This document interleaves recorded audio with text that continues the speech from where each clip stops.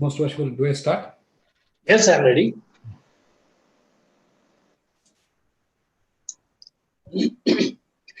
Good evening, everyone.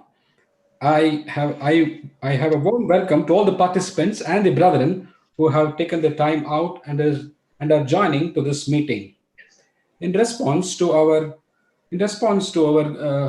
registrations, we have received more than 230 registrations from across India, from Freemasons as well as by non-Freemasons. We have also consolidated all the queries which we have received, and we would be answering each of them at the end of the session. If you have further any queries, we would be happy to answer them, but please put it in the chat box. If time permits, we would probably take it as well. In the recent times, when this information and misinformation in social media has been the topic of discussion, Freemasonry has been under misinformation from quite some time. So in this humble attempt to clarify a lot of these misinformations, we thought we will have the authority himself, Most Worshipful Brother Arun Chintopanth, recipient of Order of Service to Masonry, past Grand Master of Grand Lodge of India, who would probably be the authority to speak on this topic.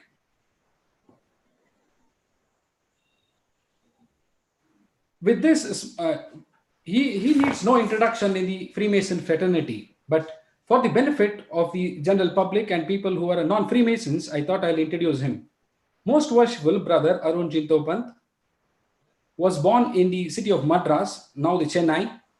He graduated in physics and mathematics from St. Joseph College, Bangalore in the year 1969. Undertook training for 1 year on computer software for IBM 1401, now obsolete. Qualified as a chartered accountant in the year 1975 and has been in practice since then. He has been an active secretary in Toastmasters Club YMCA during his college days, has organized and participated in various model parliaments, Freemason since 1972, and has been awarded the highest Masonic award in the country, namely the Order of Service to Masonry, has been the head of Masonic movement for the entire country for the 3 years as the Grand Master of India for the year 2003 to 2006. Also was the regional Grand Master of Southern India for 3 years from 1998 to 2001.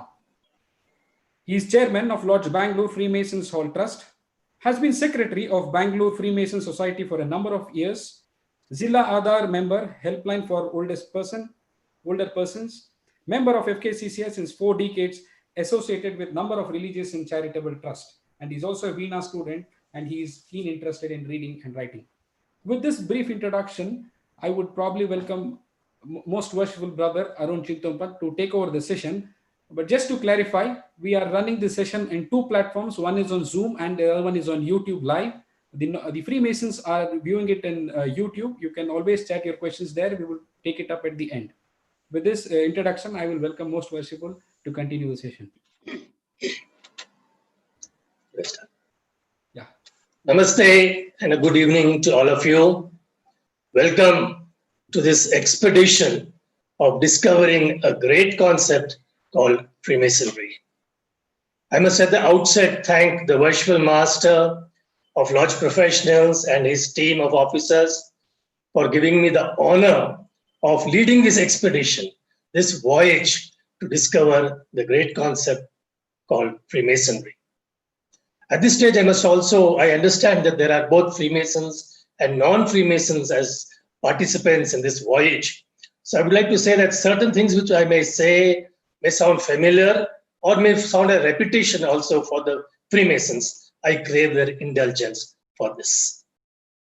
My friends, in the 10th century, a man of learning by name Narayan Pandita, in his work called Hitabadesha, gave expression to a very profound thought when he said, and I quote, "Ayam nijah paro veti ganana lagu chetasam udara charitranam tu vasudeva kutumbakam." The meaning of this Subhashita is that there are 2 classes of people. One with a petty mind, who think of this as mine and that as his, who differentiate between each other on various counts. But there are this other class of people with exalted minds who believe that the whole world is one family, Vasudhaiva Kutumbakam. Of those who believed in this concept of Vasudhaiva Kutumbakam, in this doctrine of Vasudhaiva Kutumbakam, who practiced this doctrine of Vasudhaiva Kutumbakam and propagated this doctrine of Vasudhaiva Kutumbakam is this concept called Freemasonry. Freemasonry has not only adopted this doctrine of Vasudhaiva Kutumbakam, but has also propagated and practiced the same. So much so that over the years, Freemasonry has become to be called the world's oldest secular fraternal societies. Now, for this Vasudhaiva Kutumbakam, the concept of Vasudhaiva Kutumbakam, or the doctrine of Vasudhaiva Kutumbakam, to become a reality, the world must change. The world has to change if Vasudhaiva Kutumbakam, or the universalism of the world as it is, can become a reality, can become actual. So the first job is to transform the world, change the world. Now, what is a world? A world consists of society, a society of individuals. It was Aristotle who first advocated the theory that man is a social animal. According to Aristotle, the person who is incapable of sharing a common life is either below or above humanity. He is either a beast or a god. If we go by Aristotle's definition of society, then every individual, every human being, the moment he is born, irrespective of his class, his creed, his nationality, his shape, his size, is a social animal. So all these individuals become a part of a society. A society is defined as a relationship between individuals determined by mutual awareness. Thus, when we say the world, we mean the society that consists in this world. Now, this society again has to be transformed if the world has to change. So if the world has to change, society has to change. It also naturally follows that since society is only a group of, is constituted of individuals, the individuals have to change. So tracing this, first the individual has to be transformed. The individual will transform his family, his community, and thus the society. And when the society is transformed, the world gets changed. The world becomes transformed, and then it is a fertile ground for Vasudhaiva Kutumbakam to flourish. So the first step is for the individual to be transformed. Does the transformed individual change society? I'll give you a very nice story on this. A man died and went to heaven. But what he saw there shocked him. It was a desolate place, like a big desert. Everything was dry. There was no foliage, no greenery, no water. It was absolutely dusty. There was no doubt a board which says, "Welcome to heaven, paradise." But the board itself was about 1,000,000 years old. It was full of dust. It was faded. And he saw people walking around and saw they were all emaciated, like skeletons, nothing in their face, no expressions. They were walking as if there was nothing in them. So he asked some of them, "Is this really heaven?" They said, "Yes, this is heaven." He said, "Have you heard of great people like Heraclitus, Socrates, Ramakrishna Paramahamsa, Gautama Buddha, Pythagoras?" They said, "Never heard of them." He was totally disillusioned, disgusted. He thought to himself, "Let me go and see how hell is." So he asked them, "Is there a way for me to go to hell?" They said, there's a train going now. If you catch that train immediately, you will be able to go to hell. So he moved fast, went to the train, caught the train. And as he was traveling to hell, he was apprehensive. He thought to himself, if heaven is so bad, what could be the position in hell? How could hell be? But to his surprise, as the train approached hell, there was a cool breeze in the air.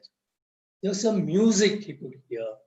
Things suddenly started turning green, green pastures. There were flowers, there were lakes. He was quite shocked. And as he got down in hell, he saw it was such a beautiful place. It was like a paradise. There were lakes, there were flowers, there were foliage, there was music in the air. The atmosphere was so cool, pleasant, beautiful. And the people there who were walking around, they seemed to be so happy. They seemed to be healthy. So he saw some people going there. He caught hold of them and said, is this hell? They said, yes, this is hell. He said, have you heard of great people like Socrates, Pythagoras, Ramakrishna Paramahamsa, Gautam Buddha, Lao Tzu? They said, those are the people who have changed this place. Earlier, this place was rotten. It was desolate. It was stinking. But after these people have come, they have transformed the place. It has become a paradise. Just to tell you how individuals can really transform a place, transform society. With such individuals transform, a desert can become a valley of flowers.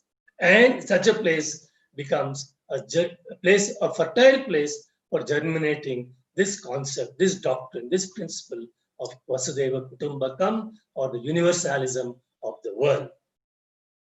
Now, how does Freemasonry go about it? I said Freemasonry believes, practices, propagates the concept of universalism of the world, of Vasudhaiva Kutumbakam. How does Freemasonry do this? First of all, Freemasonry tells us that we are all here not by accident, but by design. We are here not by accident, but by design. If we are here by design, whose design is it? Freemasonry says there is one common creator, a supreme being, a God, by whatever name you may call him, by whatever expression you may call him, but there is undoubtedly one great creator who has created all of us, who has, by whose design we are here in this world. Now, again, Freemason tells you call him by whatever name, whatever expression, but there is one common creator from whom we have all emerged. A question arises normally, is there a God at all?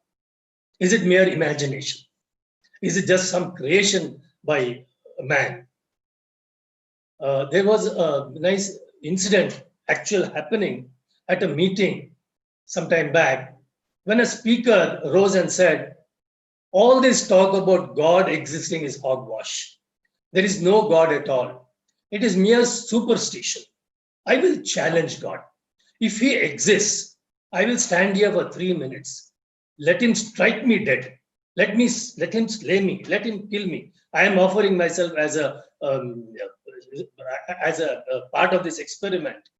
Let him slay me. I'll give him 3 minutes. If he slays me, he can prove his existence. Otherwise, he does not exist. So he took out his watch and kept it on the table and waited for 3 minutes. There was stunned silence. Nothing happened after 3 minutes. So he said, see, there is no God. I gave a challenge, open challenge in front of all of you. If God really existed, he should have accepted my challenge. After all, I am the person who is going to get slain. I am the person who is going to be struck dead. So he raises sort of a confusion in the minds of the people there. His argument at that point of time, under those circumstances, was a little convincing. Then there was a simple man there in the audience, a lover of God, a lover of humanity, who got up and said, friends, don't listen to this man. God does exist. And God does exist as love. Will any father amongst you kill your son, strike your son dead, just to prove your existence? None of us will do it.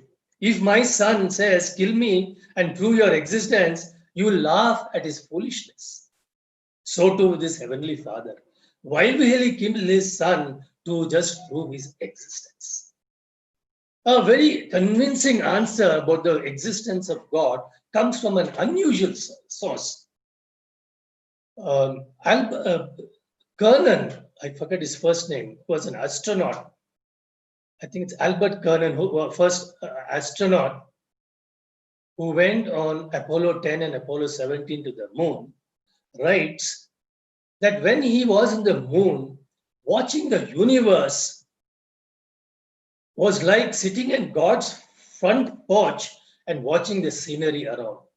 He says, when you see that scenery, you do not have a choice but to acknowledge the existence of a creator who has created all this.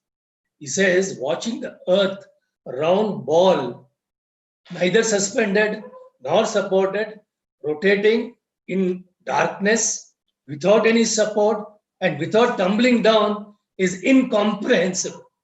He says, unless there is somebody who is holding or who is doing this like a puppet in the string, it cannot happen.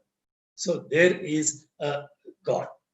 So Freemasonry tells us unequivocally, yes, there is a common creator. He is a supreme being. He is a father of all of us, and he is the father of all. He is the fatherhood of God is the expression that Freemasonry uses. Fatherhood of God. Now, a question may arise: if Freemasonry believes in the fatherhood of God, is it a religion? No, Freemasonry is not a religion. There are so many ways in which we can differentiate religion from Freemasonry. Religion is perhaps what is created by man to give him a source of protection, to give him something as a source of protection, as somebody who will save him from his sins, as somebody who will save him from the fear of the unknown. But Freemasonry has a different attitude, a different approach to God. It is full of love and faith. Freemasonry seeks God as a matter of faith, as a matter of love, not out of fear or for protection. There was a Sufi saint called Junaid. Now, Junaid had a habit of looking up every now and then and saying, "You're so great. Your compassion is so great. You're so compassionate. You're looking after us so beautifully, even though we are not deserving of it." Now, this he would do every now and then throughout the day. Once, Junaid and his disciples went on a pilgrimage. During this pilgrimage, they had to travel through hostile villages. And during this, when they were passing through these villages, the villagers who were hostile to them would not give them food, would not give them water, would not give them shelter. And these people had to suffer. Junaid and his disciples suffered. For 3 days, they walked like this, without food, without shelter, without water, without a place to sleep. And yet, Junaid went on repeating what he was saying. Every now and then, he would continue to say, "You are so great. Your compassion is so great. You look after us so beautifully, even though we are not deserving of it." After 3 days, the disciples who were exhausted, who were tired, who were hungry, came to Junaid and said, "Enough is enough. We have suffered for 3 days without food, without water, without shelter, and still you go on saying, you're so great, you're so compassionate, you're looking after us. What are you thankful for? What has he done to be thankful for?" Junaid laughed and said, "I am not grateful to God because he is giving me this or that. I am grateful to God. I love God because I am. I exist because of him. And that is why I love him. Not because he gives me this or that. That is not important." And he said, "I am also very happy that during this time of trouble, I have not lost faith in him. That is the kind of faith, that is the kind of love that Freemasonry advocates in its concept of the fatherhood of God. Now, if there is a fatherhood of God, there is a corollary. If we are all born from the same creator, we are all creatures of the same creator, we are all sons of the same creator, then automatically it means that we are all brothers to each other. Are we not? We are all brothers to each other. So this corollary, the supplemented definition came, brotherhood of man. When there is a fatherhood of God, there is a brotherhood of man. Now, the brotherhood of man is not just to say, not just something to repeat, but to experience the spirit, the common spirit within each one of them, as the same spirit each one of us has. The Ishavasya Upanishad says, Ishavasya idam sarvam, yat kinchida jagatyam jagat.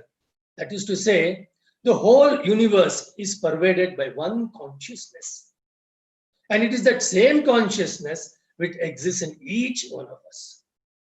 There is one overall consciousness, and it is the same consciousness that exists in each one of us. There is no difference. We may appear to be different. We may have different thoughts, different deeds, different sizes, different shapes, but the consciousness within each of us is the same. Like jewelry, you have gold jewelry, different sizes, different shapes, different designs, but the gold is the same. Like pots, earthen pots, pots can be of different sizes, shapes, colors, but the earth is the same. Similarly, the consciousness is the same.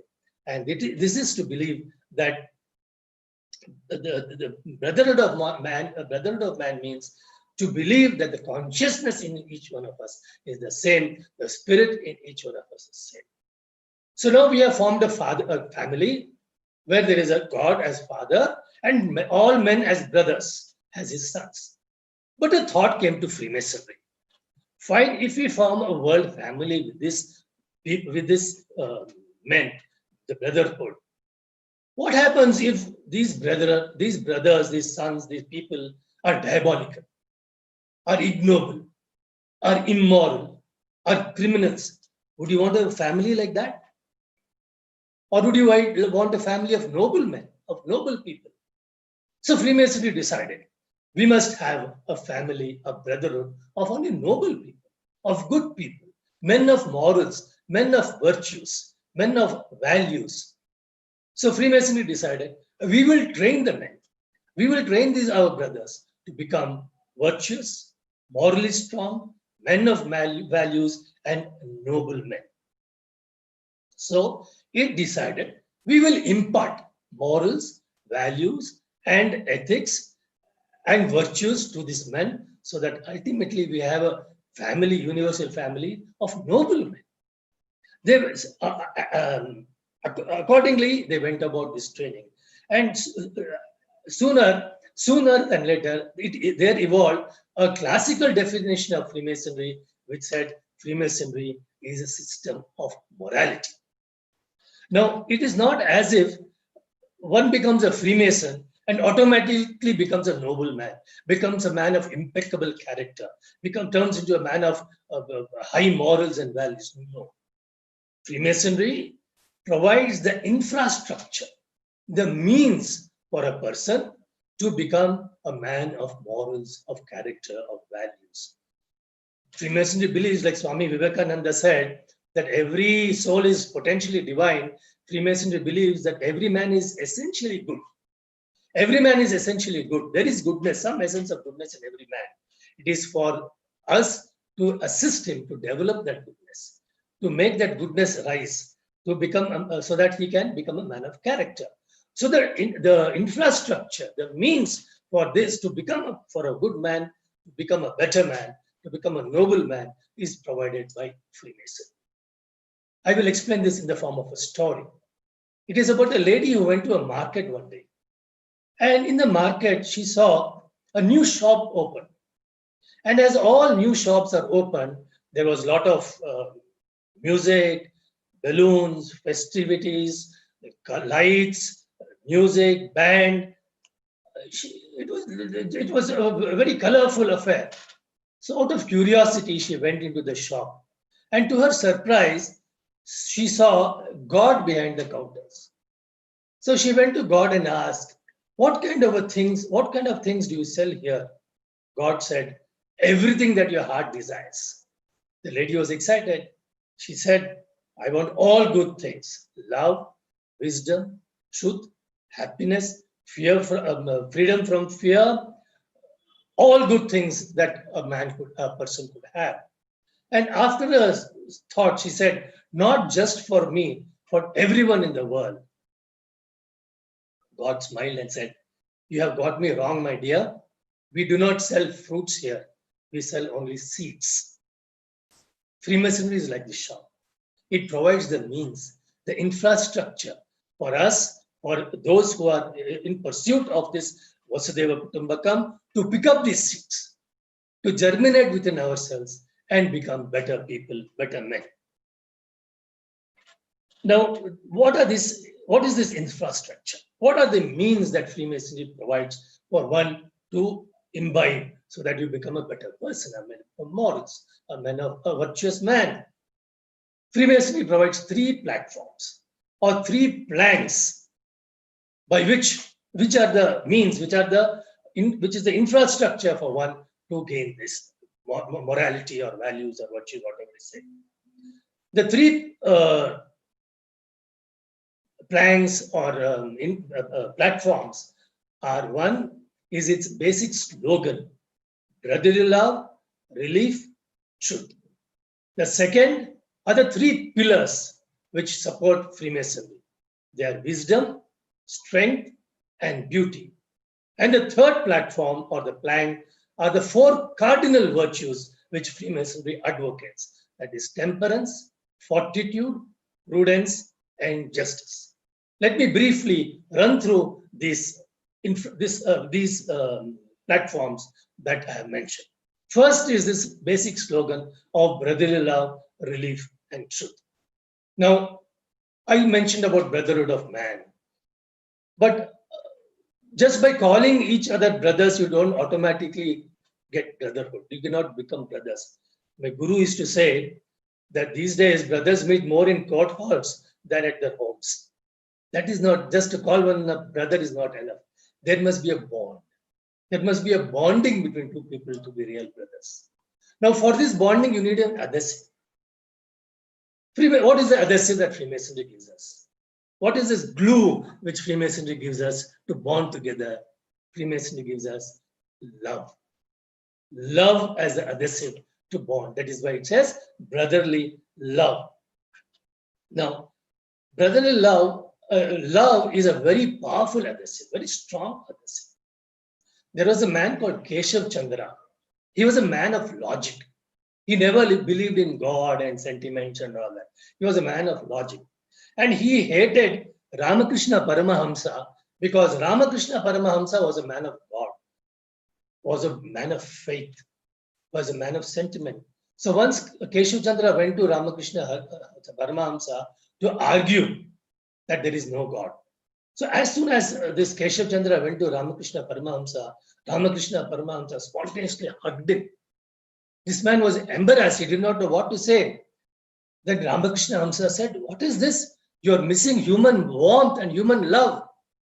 The man extricated himself, Keshav Chandra, and said, I want to say there is no God. God does not exist. Ramakrishna Hamsa said, what a beautiful statement. He hugged him again. Then he said, have you found the answer to what you have said? This Keshav Chandra said, what is the answer you have given? You have just hugged me. He says, that is the answer. There are certain things which cannot be answered.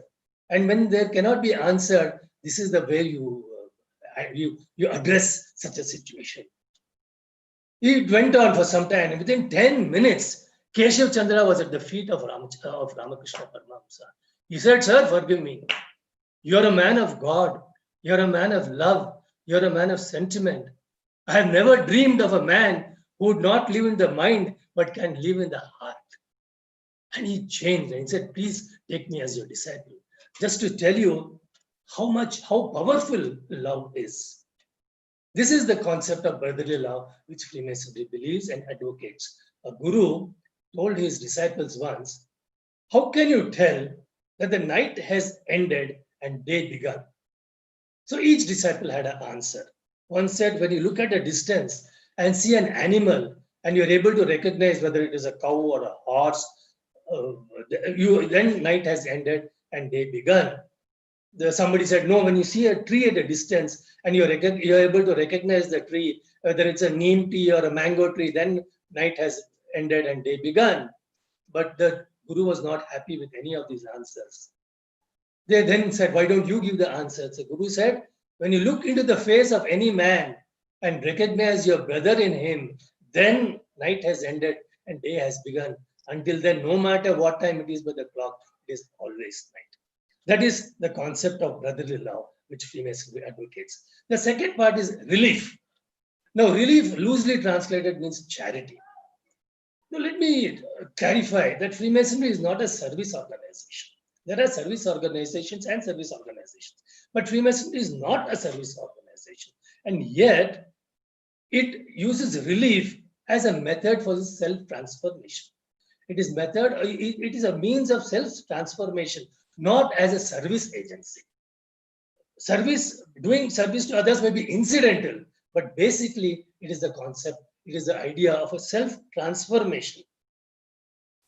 Krishna in the Bhagavad Gita says, Kamesha, Krodesha, Rajoguna, Samudbhava.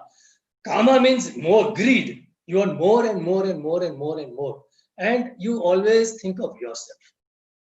You always think of yourself. You are submerged in yourself. Purandara Dasa in one of his kritis says, Nanu Nammadu Nandu Enna Nargavalli Biddu. So we are always thinking of me, mine, and myself. Freemasonry brings this idea of charity to get out of this. To get out of this so that this Rajaguna is gone. To develop compassion. To develop empathy to a fellow human being. That is the concept of relief or charity. Yes, you may do charities, you may give donations, you may do service. That is incidental. What basically is to feel for others, to have compassion for others, to have empathy for others. A lady, a very rich lady, had a nice garden. She had a gardener, an old man, who would come do his work, and he had a peculiar habit. This gardener, after his work every evening, he would go to the village and he would go to every house in the village and attend to the sick. He would cook for them, he would give them medicines. If there were old people, he would help them the housework. He would always, without fail, he would go to every house and give some assistance or the other, be of some use to others. After some time, this old gardener died. And soon after, this lady was a rich lady. She was also of charitable disposition. She used to give charities to her deserving charities. She would never say no to a deserving cause. She would go give charities. After some time, this gardener died. And soon after, this old lady also died. She went to heaven. And in heaven, she saw that this gardener of hers, who had died earlier, occupying a more prestigious place, a higher place than her in heaven. She was a little upset. She said, why? I have done more charities. What could this gardener have done? How could this gardener get a better place, a bit higher rating than me in heaven? So she went to God and said, God, what is this? I have done so much charities. What could this gardener have done that he has a higher position that I have?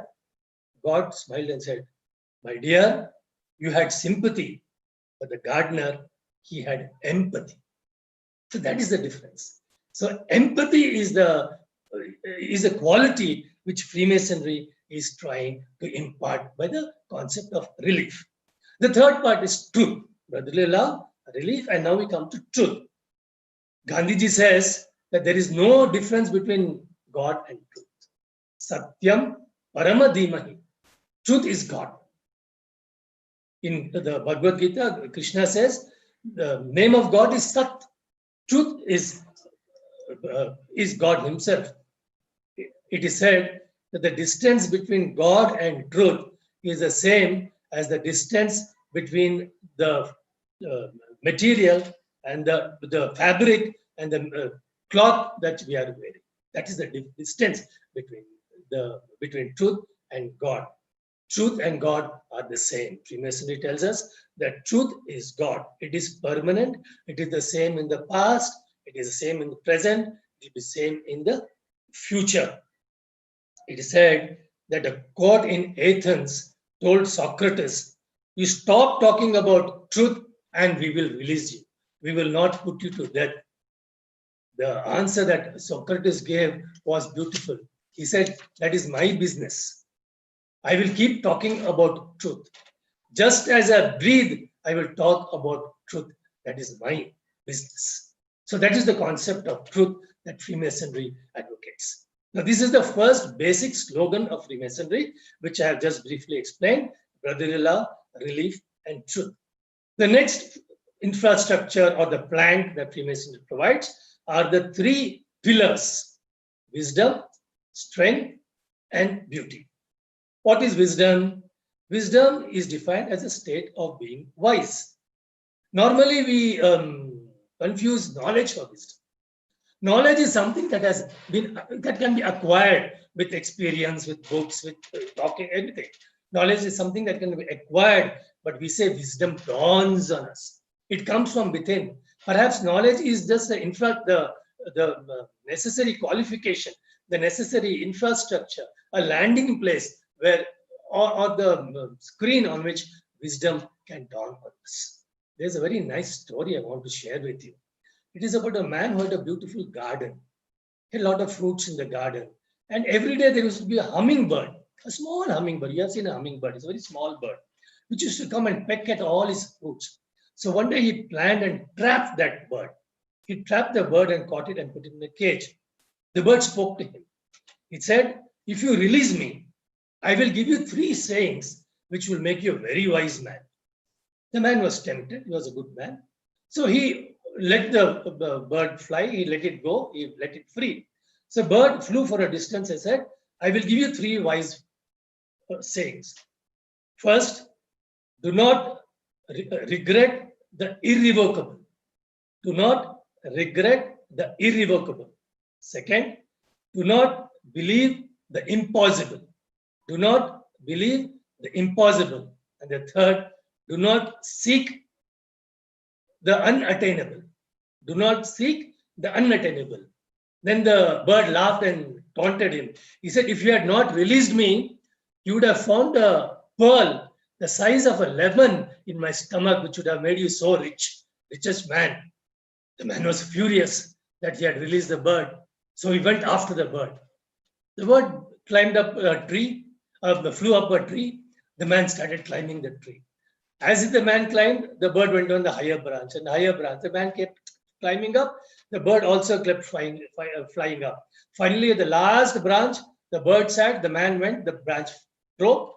The man fell down on the ground and suffered bruises. The bird came down and laughed at him and said, "I gave you 3 wise sayings and you forgot it so soon. I said, do not regret the irrevocable. Once you released me, you regretted. And you regretted it immediately. Secondly, I said, do not believe the unbelievable. Do not believe the impossible. I told you you believed that I could have a pearl the size of a lemon in my small belly. How could you believe it? And third, I said, do not seek the unattainable. And yet you tried to catch a flying bird climbing a tree. You are a foolish man. Wisdom is for the wise. Just to tell you, wisdom dawns on us. Wisdom is not knowledge. It is something that dawns on us once we develop a knowledge base for it. The second pillar is strength. Now, there are 3 kinds of strength: physical strength, intellectual strength, and emotional strength. But Freemasonry is not talking of any of these strengths. Freemasonry is talking of a different kind of a strength. A strength that comes out of courage of conviction. A courage of conviction. When one has conviction, then there is courage. Then there is strength. It must be courage of conviction. That is what Freemasonry speaks about strength. And the Upanishads go a step ahead and says, strength is God itself. Abhayam vai Brahma, it says. Strength that is courage of conviction, is God himself. It is said that when Diogenes, the Greek philosopher, was captured and taken to a slave market to be sold, he jumped up the auction platform and shouted at the people there, "Here is a master come to be sold. Is there a slave amongst you willing to purchase him?" He had that courage of conviction that he was a master and the others were slaves. The last point is beauty. Last pillar is beauty. Now, why is beauty a part of this? Does it mean that we want a family of all beautiful people, a world family, a Vasudhaiva Kutumbakam of only beautiful people? No, that is not. Beauty can be of two types. One is the physical, the external beauty, which is visible. The other is the inner beauty. It is called beatitude. Khalil Gibran says, beauty is not in the face, beauty is a light in the heart. It is said that the most beautiful person is not the person who wins a beauty pageant, but a person who is filled with joy and moves through the world with this joy, irrespective of the external situations, external circumstances. A guru gave a beautiful discourse on beauty. He said, develop the beauty of your eyes by looking at only good in others. Improve your hearing by listening only to good things. Maintain your heart by loving everyone without any discrimination. Keep your nose clean by smelling only the fragrance of flowers. Exercise your arms and shoulders by hugging at least 5 people every day. Work upon your legs by reaching out to those in need. Keep your mind clean by thinking of only good things. And finally, instead of lipstick, try using words of kindness to everyone and see how beautiful your lips become. That is the kind of beauty that Freemasonry is talking about. So these are the 3 pillars: wisdom, strength, and beauty. Now let me briefly touch upon, I think I have another 10 minutes. Let me briefly touch upon the 4 cardinal virtues, 4 virtues which Freemasonry says are cardinal: temperance, fortitude, prudence, and justice. Today's context, every day for that matter, when we go in the world, when we are in our daily activities, we come across sorrows, pain, disappointments, sorry.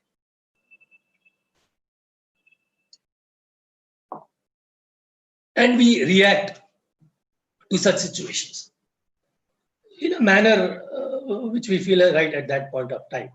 But what is the right way to react? The right way to react is in the manner where you have temperance. You must have an attitude of temperance to react to such situations. Temperance means moderation. Moderation in thought, in action, and in feeling. Now, temperance has 2 constituents. One is equanimity and the other is contentment. Both complement each other. One cannot live with the other. If you have equanimity, you can be content. And if you are content, you will have equanimity. Equanimity is accepting everything, having a still mind. Sthita prajna, says Krishna in the Gita. That is the state of mind. Mind is otherwise mad. It keeps on going. So here, hither and thither. So you must keep the mind in a state of sthita prajna. That is equanimity. Otherwise, in fact, he gives an example. He says, sukha dukkha samekritva, sukha dukkha kame samekritva, labha labho jaya jayo. 3 states, 3 pairs he gives: sukha dukkha, in joy and sorrow. Labha labho, victory, gain or loss, victory or defeat. In these 3 pairs of situations, have samakritva, have stable mind. Then you will. That is being temperate. That is having equanimity. Beautiful example I'll give you of Saint Eknathji. Eknathji was a man of equanimity. He had the reputation of never getting angry. He would never get angry at all. So there were his detractors in the town who wanted to at least once see him get angry. So you have such people also in society. So they engaged a hooligan, a vagabond, and said, "We will give you a lot of money. You do something to make this man angry once." Eknathji had the habit of every day going to the river and bathing before he went to the temple. One day he went to the river, bathed, and came out. This vagabond was standing at the steps of the river. When Eknathji came, he spat on him. Eknathji did not say anything. He turned around, went again into the river, had a dip, came up. The man again spat on him. Again, second time Eknathji went, had a dip, came back. The third time he spat on him. He went in, came, it is went on happening. Fourth time, fifth time, sixth time. The man would not give up spitting on Eknathji, and Eknathji would not get angry. This happened so many times, and after 107 times, the man fell at Eknathji's feet. He said, "Sir, I'm sorry. Please forgive me. I did this for the lure of money. Somebody said, I'll give you money, you do this. I'm a poor fellow, I did this, and I'm so sorry that I have done it. Please forgive me." Eknathji smiled and said, "What is there for me to forgive you? Because of you, I had the privilege today of bathing in this holy river for 108 times. If it wasn't for you, I would not have this punya at all. I would not have been able to bathe in this river for 108 times." That was the concept. That was the equanimity with which Eknathji lived. The second part is contentment. Contentment, again, I said, it's very difficult. The more we have, the more we want. Everything we want more.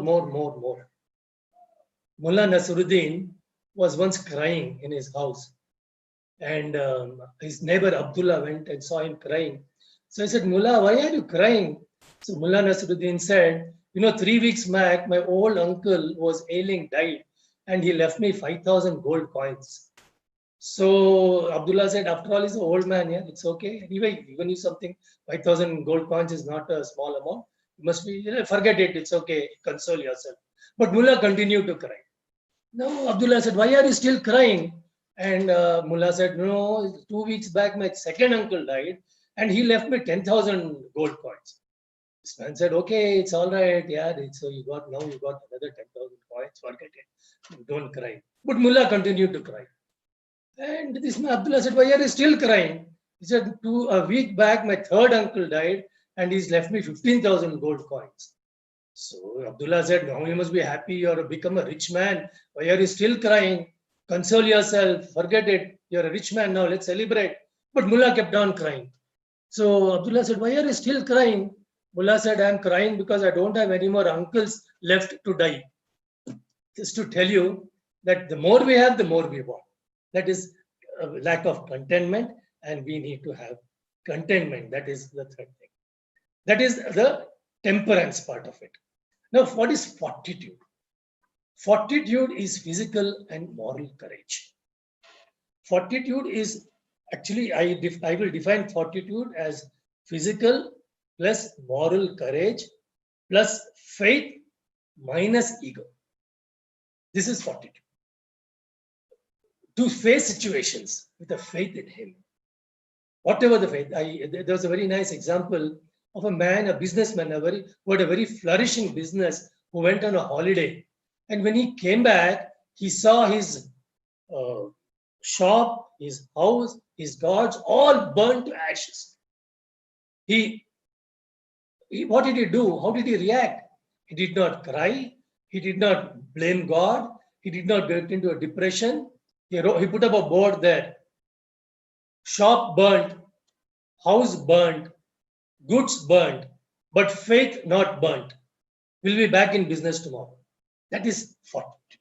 That is the concept of faith, physical and moral courage plus faith minus the ego. That is very important. The third cardinal virtue is prudence. What is prudence? Prudence is the right reason, the right intelligence put into practice. At a given time, we must react with a proper reasoning. proper intelligence. Otherwise, the outcome will be adverse to us. A burglar went into a shoe shop and he stole the cash box. But he was caught because he sat down there after stealing the cash box. He sat down there to try on some shoes for himself. That is a lack of prudence. Prudence is intelligence to be circumspect, to think of the right reaction is prudence. The last point is justice. Of course, all of you know what justice is, but justice does not mean that it is to be restricted to courts and judges. Justice is for all of us in everyday life. Justice, simply put, means to be fair, to deal fairly in every situation, to be fair to others, to be fair to ourselves, in fact. That is what justice, the concept of justice is Freemasonry. I do not have much time, but I will refer to you to a story by Munshi Premchand. The original is in Hindi, but there is an English translation. The title of the story is Panch Parmeshwar. It's a beautiful story, very touching story on the concept of justice. In fact, the essence of the story is justice as God itself. Parameshwar, justice is Parameshwar. If anyone you have access, it is available. English translation is available. Please read that. It brings out the essence of justice in a beautiful manner. I can also say that justice is also, in a way, the law of karma. The law of karma, as you sow, so you reap. That is the law of karma with justice is. Now, I am running short of time. I'll run through the rest of what I have to say. I have discussed the infrastructure, the means with which Freemasonry trains its members, trains those who want to be part of this Vasudhaiva Kutumbakam, to be this brotherhood of noble people. Now, how does this, the means I have given you, the infrastructure I have given, how is it imbibed? How is it communicated? Is there a list of do's and don'ts? Are there lectures? Are there classes? No. Freemasonry does this by a technique of rituals. Freemasonry has dramatized the whole thing in the form of rituals. There is no teacher and a taught. Everybody is a participant in this ritual, and every time the ritual, it's a dramatized ritual, and every time the ritual is gone through, the impact is so much more on all who are participating in the ritual. Like I said, there is no teacher and the taught, there is no lecturer and a student, or a lecturer and a listener. Everybody is a participant in this ritual. Now, there will be a question of how did Freemasonry come? Or what is the origin of Freemasonry? Die-hard Freemason would like to believe that Freemasonry originated with King Solomon. And these rituals that we practiced are incidents based on the construction of King Solomon's temple. But any attempt to trace the origin of Freemasonry would be only conjectures, would be only guesswork. Perhaps the best way to put it across is to say that Freemasonry started perhaps during the Middle Ages in Europe, when there was a lot of construction activity. A lot of palaces, buildings, chapels, castles were being built, and there were a lot of masons, operative masons, who were actually involved in building in this construction work. Now, these people were working during the day, the men, and after the work in the evenings, they had free time. They would gossip. They had no television or cinema those days, so they would engage themselves in gossip or using that time for anything else. The wise among them saw this as an opportunity, saw them as a captive audience, as a captive class to impart finer things of life, impart morality, spirituality. So they started using this opportunity to guide these people, these operative masons, into a moral, into a better life, into a noble life. Now, they had no educational aids those days. They did not have computers or whatever it is available, books for that matter. So they used their own instruments. Their own instruments which they use for construction were used as symbols for them to be used as guides to impart these morals and values. For example, they had the 24-inch gauge for measurement. They said that 24-inch gauge represents the concept of 24 hours of the day, part to be spent in prayer to Almighty God, part in labor and refreshment, and part in helping a friend or a person in need. There was a square. They said the square represents morality. Then they had a chisel. They said the chisel represents force of conscience. And all these instruments were symbolized, were used as symbols to teach. And let me tell you that even today, Freemasons use these instruments, these very tools, to impart the same lessons that operative Masons used in those days.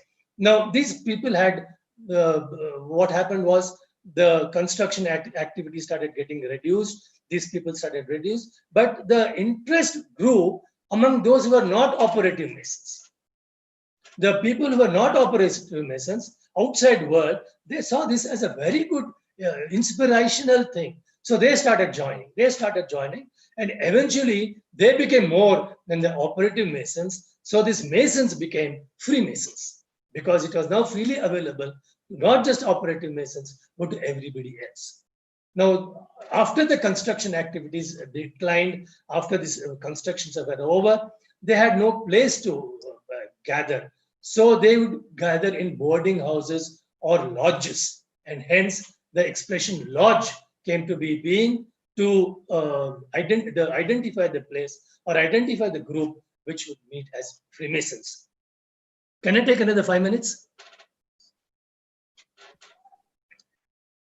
Now, somewhere down the line, Freemasonry got the label of being a secret society, society of secrets. Let me assure you, particularly the non-Freemasons who are part of this program, that Freemasonry is certainly not a secret organization. A secret organization is where the members are secret, are not known, the place of meeting is not known, what they do is not known. But here, Freemasons are proud to call themselves Freemasons.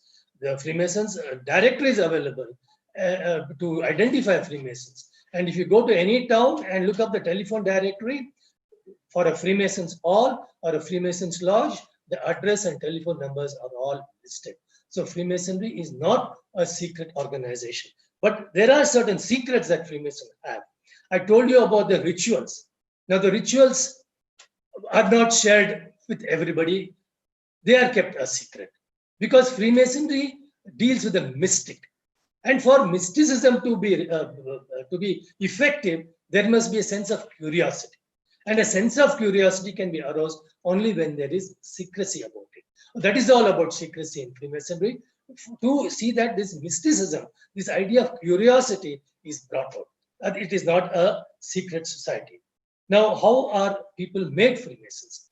Like I said, since it's a mystical society, it is not just straightforward admission. It is an initiation. It is an initiation into our order. Freemasonry is a fraternity. It is an order. So you need to be initiated into this order by way of ritual, which is exclusively developed for Freemasonry. Now, how is the structure of Freemasonry? I told you the individual groups of Freemasons are called lodges. Now, Freemasonry came to India with the British. In fact, let me explain you this way.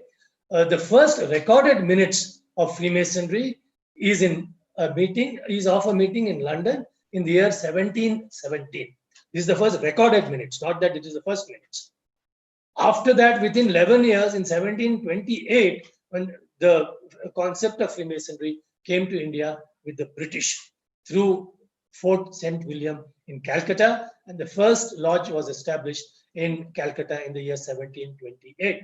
And thereafter, Freemasonry came with the Dutch, the Irish, and the Scottish, and each one of them had their own groups of Freemasons practicing under their tutelar heads. After 1947, when after our independence, when there was a spirit of nationalism going on, it was felt that India should have a sovereign Masonic body of its own. And the Grand Lodge of India was formed in the year 1961 to administer and to gather all Freemasons under its head. Now, the Grand Lodge of India is the head body, chief body administering Freemasonry in India.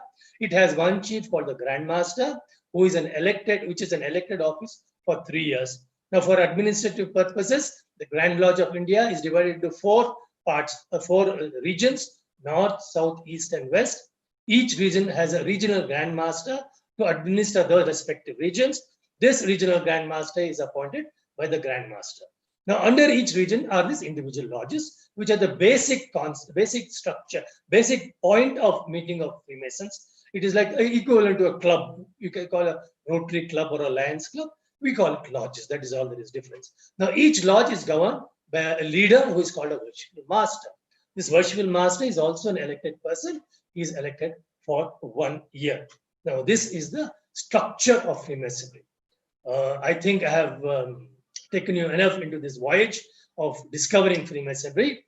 I will just conclude with one small story, which is a very popular story among Freemasons and brings out the ethos of Freemasonry. It is about a young man who was walking on the road, and he saw a money lender shop, a pawnbroker shop. And in the show window, he saw a Masonic symbol. He went in and he said, "You know, I am a Freemason and I am in need of £5 urgently. I see that you are also a Freemason. So can you give me £5 on the basis of the fact that both of us are Freemasons? I will return it to you within a week." The moneylender looked at this young man. He seemed to be respectable. And he said, "Let me try." So he said he gave this man £5 on the assumption, on the strength that he was a Freemason and that he would return it within a week. And sure enough, within a week, this young man came and returned the £5 to the moneylender and went away.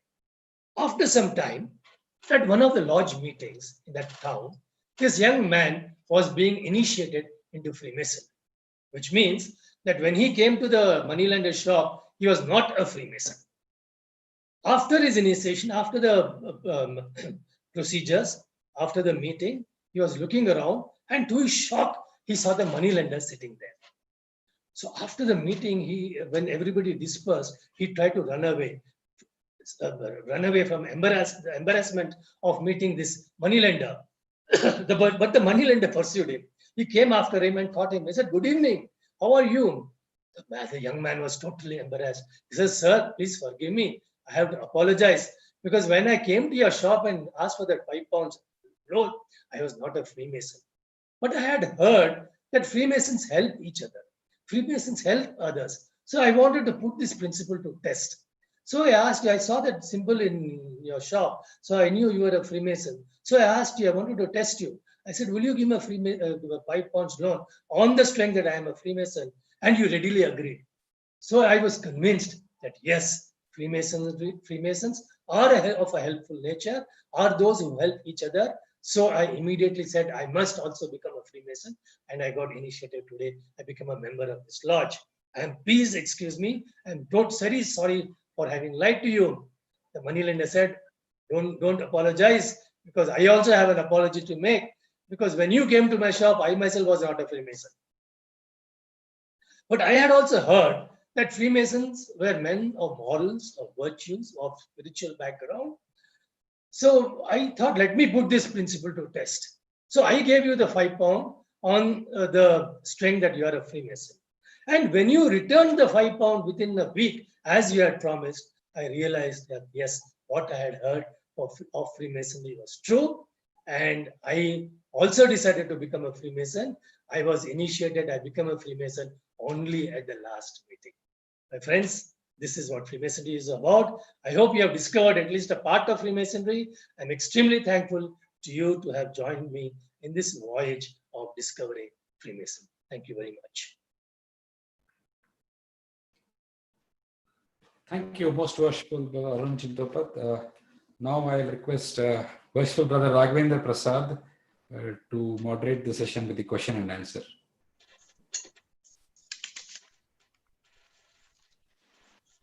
Thank you, worshipful Master. Thank you, most worshipful Brother Arun. We have actually a lot of questions, so I'll try to quickly go through them. The first question is, what distinguishes Freemasonry from other groups like Rotary Club or Lions Club? in terms of objectives and purpose? See, basically, the very objective of these institutions are different. Like I said, Freemasonry is based on individuals, on transformation of individuals, on building individuals. Whereas Lions or Rotary, which you have mentioned, are service organizations. They serve society. They serve society. But Freemasons try to mend society. That is the basic difference between them. The objectives themselves are different. You cannot, it's like comparing apples and oranges. I hope I have answered that. Yes, thank you. The next question is, when did Freemasonry open up to non-Christians? Yeah, I have some data. See, according to the data I have, the first non-Christian to be initiated into Freemasonry, at least in India, I can talk only about India. I don't know about outside India, but I don't suppose there were non-Christians outside India. Was the last reigning Nawab of Karnataka. His name was Omad-ul-Omra. The year is uncertain in which he was initiated. But the second person who was initiated was in 1812. He was also Mohammedan, Mir Bande Ali Khan. That this was on 23rd March 1813 in Lodge Marina at Calcutta. So that is the earliest recorded date when non-Christians were initiated.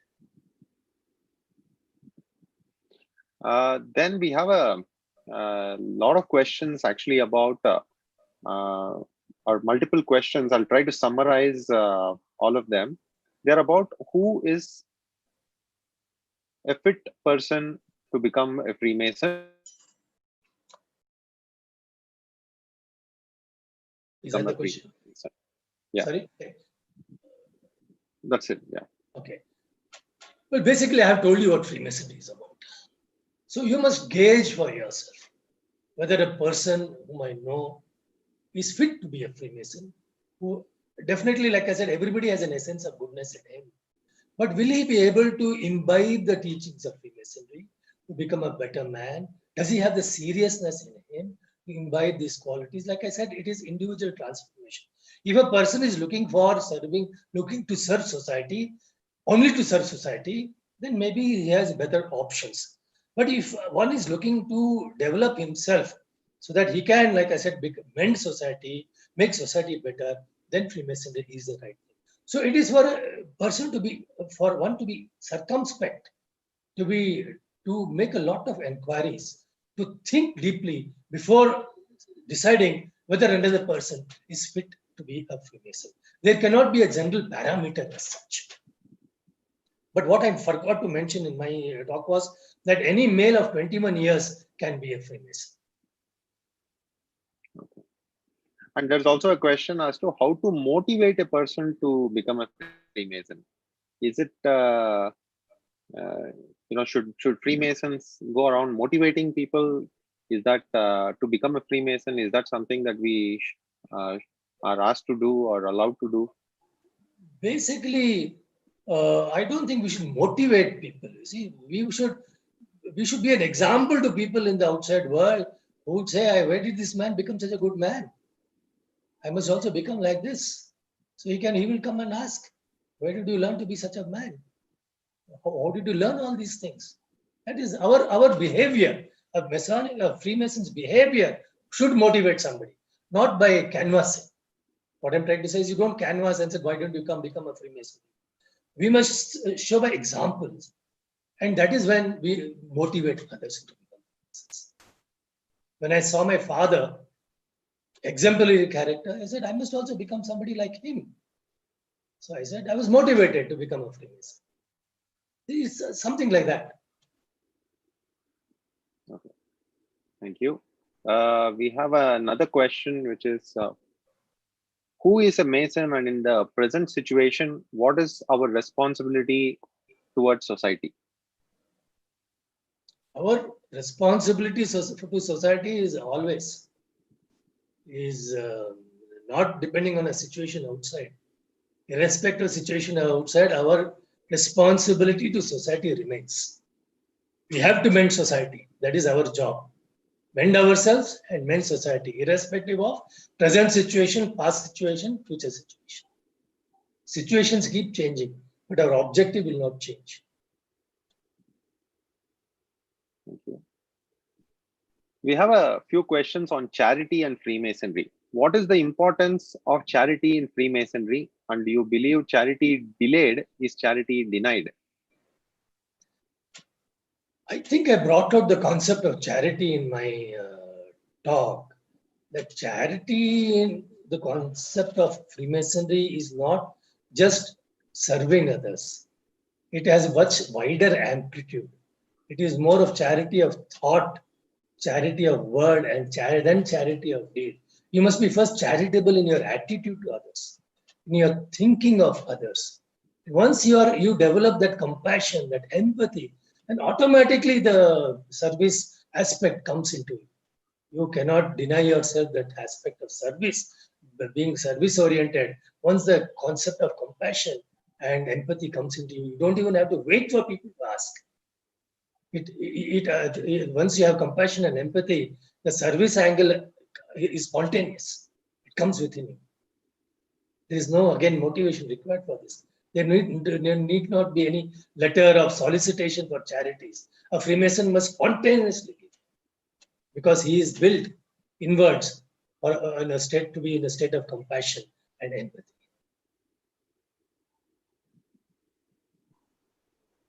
Okay.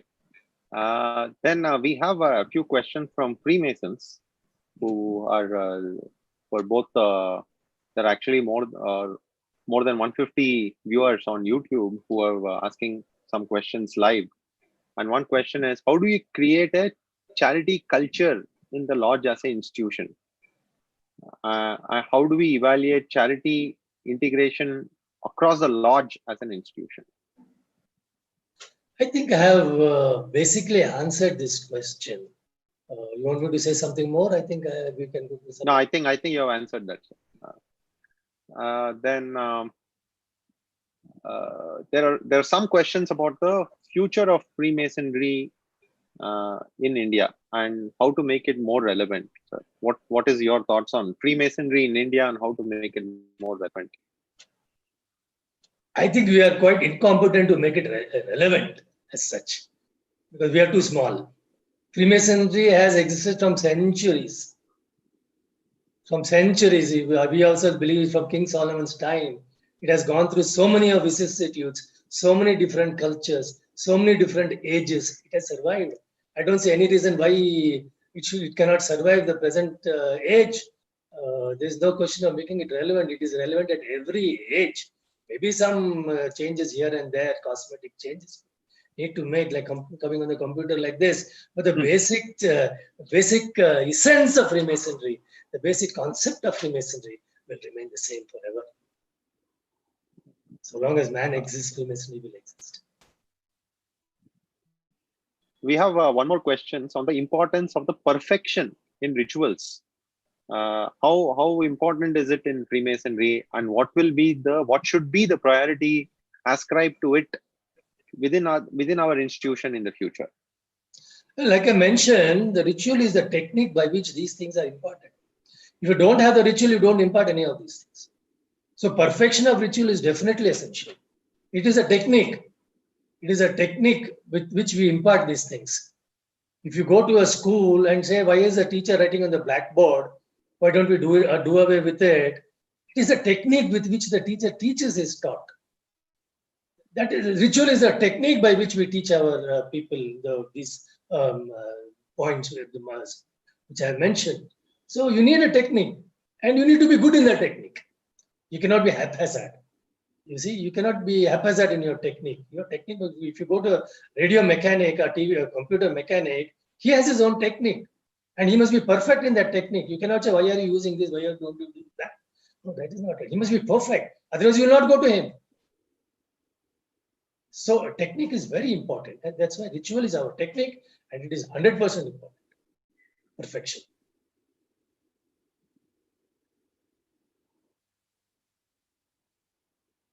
There, we have one maybe one last question. there are many apprehensions and conspiracy theories on Freemasonry, which is something sometimes makes Freemasonry also very curious to non-Freemasons. How should we address those conspiracy theories? What should we tell non-Freemasons about these? To ignore them. Just to ignore them. See, anything good will have adversaries. We'll have people who create issues, who like to say something different. It happens to every good cause, every good cause it happens. Just ignore it. Just ignore it. That is what I would like to do the Freemasons. Just ignore it. Don't give it any importance. You stick to your principles. That's it.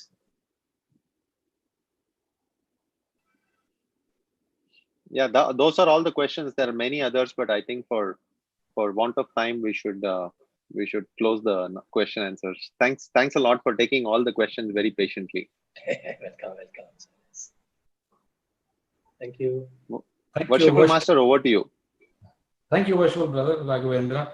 It was a treat to listen to you, and each time we listen, it mesmerizes us with the knowledge you have. And it was an impeccable session. I thank you for that, most worshipful brother. Welcome, Worshipful Master. Dear participants, I hope we have put across all your questions, and I hope we have clarified what was Discover Freemasonry to you. We probably could not take all the questions because of the time involved in it. We probably would be able to answer it if it permits us to do so in the future. And before we sign off, I would just tell that the ARGMs of the Bangalore area have been providing the relief work to the in the Bangalore area, those who have been stuck due to this COVID pandemic, and lodge professionals is also part of such a relief work. And those who would wish to contribute can also contribute to this, generously to such charity. With this, I conclude this session. I thank you for joining and wish you a very happy weekend, and do stay safe.